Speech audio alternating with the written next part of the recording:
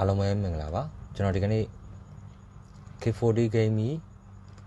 MB data correct ဖြစ်နေတဲ့ဖုန်းလေးကိုကျွန်တော်ဘယ်လိုဖြည့်ရှင်းလဲဆိုတာကို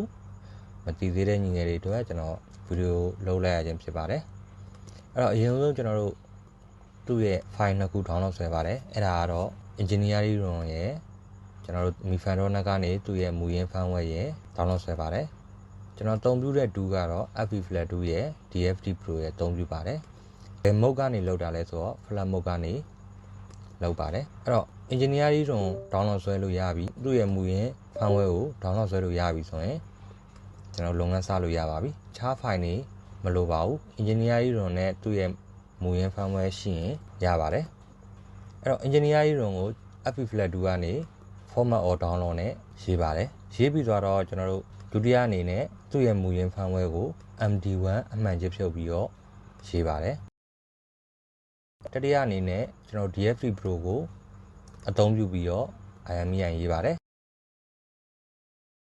ကျွန်တော်စတုဒ္ဒအနေနဲ့ကြတော့ MD1 ကိုကျွန်တော်ပြန်ပြီးတော့ရေးပေးပါတယ်အဲ့တော့ကျွန်တော်လောက်သွားတာကတော့အဆင့်၄ဆင့်နဲ့ပါဒါအနှစ်ချုပ်အနေနဲ့ကျွန်တော်ပြောရခြင်းဖြစ်ပါတယ်အဲ့တော့ဗီဒီယိုလေးကိုအဆုံးထိကြည့်ပြီးတော့တစ်ဆင့်ချင်းစီလိုက်လုပ်ကြည့်ပါအဆင်ပြေတယ်ဆိုရင်အဆင်ပြေတဲ့အကြောင်းလေးပြောခဲ့ပေးပါအဆင်မပြေရင်လည်းအဆင်မပြေတဲ့အကြောင်းလေးပြောခဲ့ပေးပါအားလုံးကိုကျေးဇူးတင်ပါတယ်